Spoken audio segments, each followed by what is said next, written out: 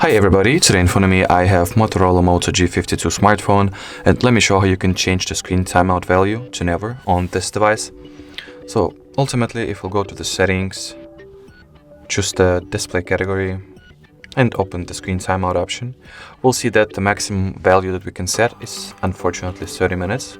So in order for us to be able to set it to never, we are going to use the free Google Play Store app that is called Caffeine. So let's open up the Play Store. At the search bar, we want to go ahead and type in Caffeine.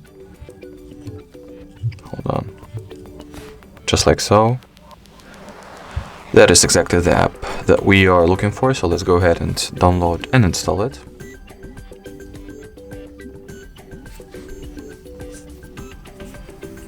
Already. Now we are ready to open the app.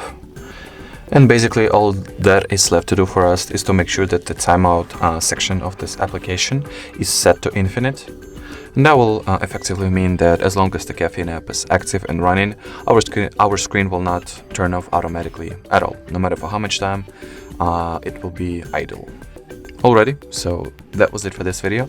Thank you so much for watching, and bye-bye.